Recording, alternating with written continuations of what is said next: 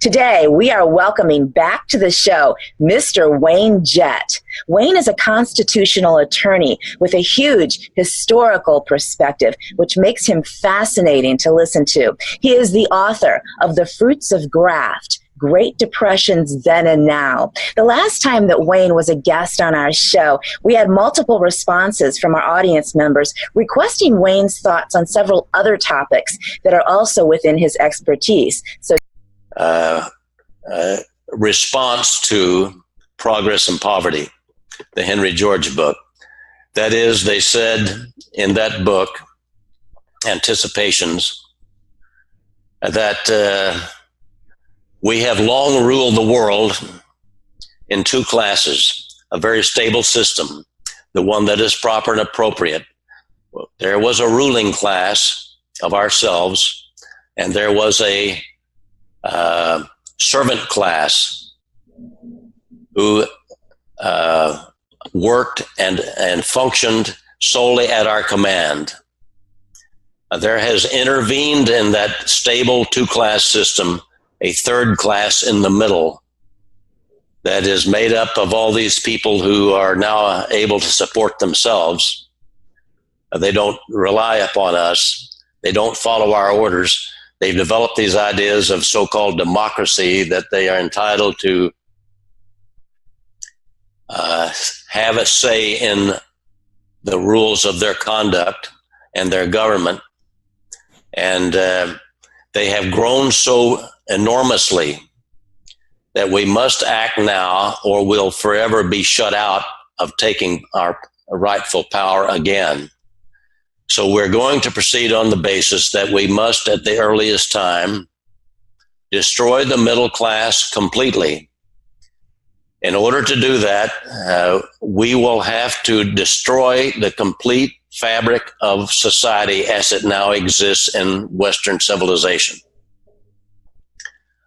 We're prepared to do this, and this is the plan by which we will act. They actually described their viewpoint and problems about the so-called middle class in much more detail than I can summarize here. But it was very poisonous, very direct in their assessment of it, in terms of are not going to put up with this. Even people who are wealthy are beginning to sympathize with these people and identify with them. And those wealthy people are going to be destroyed too, because we're not going to have them assisting our enemies, the ones that we're working against. So we're going to have things, for example, such as wealth taxes, estate taxes, death taxes, whatever you want to call them.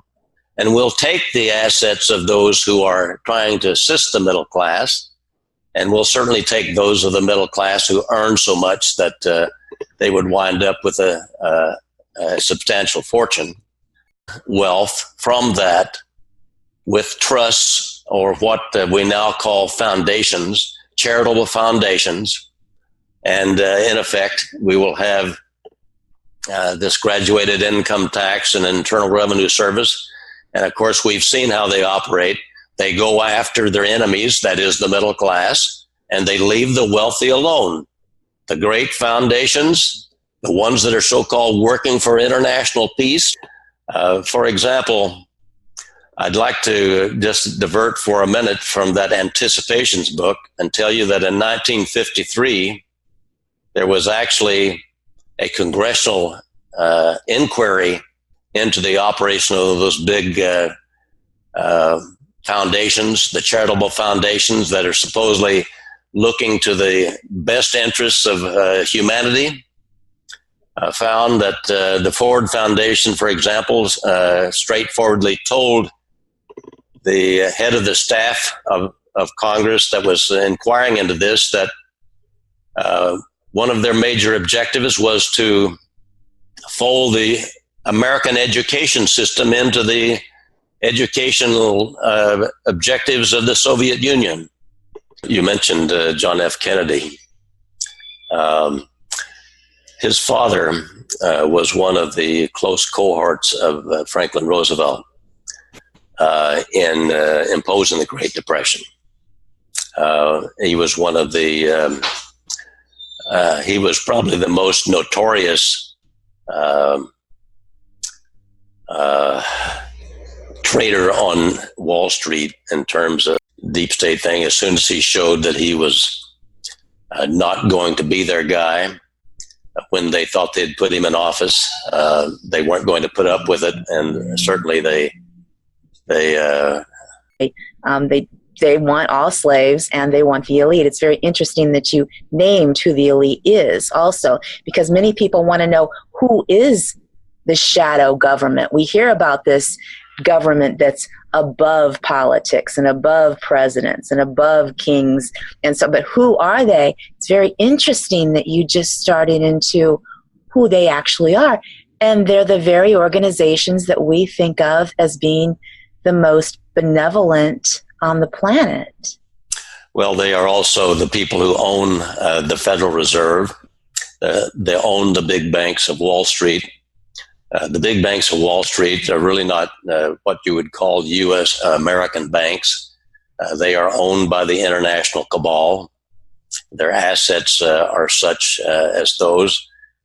They are just as if they might as well be European or from any other country in the world. They do not identify anymore with us. The Federal Reserve itself is a private corporation owned and controlled by the banks of Wall Street. They have the majority control in line with the same kind of plan I was talking about, the 1901 plan, and what they have executed all this century. Michelle. I just want to say to everyone, it's worth everyone's while to read The Fruits of Graft, the historical perspective of what has happened over the last 150 years, and then it's mind-boggling. The planning for the Trump presidency certainly pre-existed his running in the sense that a number of military people, I think, have been instrumental in persuading him to run and in assisting the planning of how the cabal could be taken on. It is a very daunting thing, to say the least. It's a worldwide endeavor. Lots of intricacies about it, as you can see. But I believe it's progressing quite well. And I think it's on schedule. I think even this impeachment thing, there's a reason to believe that the president has even sort of egged them into it. Our educational system became so bad with the rise of the media. I really think there's a huge correlation between that. I think our educational system was based on books and truth before that, and then the rise of the media and the takeover of the media by these global elites, which was... I think you're very right. And the big media is said to be owned by 6 corporations. Well, my end, looking into that situation, I believe the same family of mutual funds is the major shareholder in all 6. So it's even more centralized than even the 6 corporations in my tentacles. But for example, one, we'll say the secretariat of the shadow government is the Council on Foreign Relations.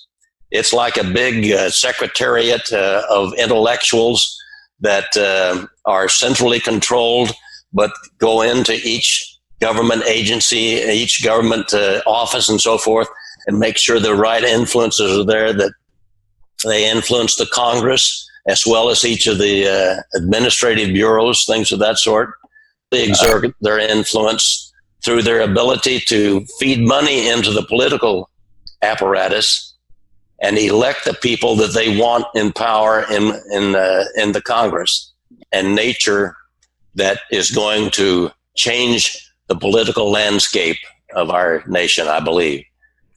We have been led around with falsehoods told to us by our press for generations, and we're going to just about have a chance soon, I think, to grow up and learn what our nation has really been about in terms of particularly our political leaders and how they have come to such great wealth by means that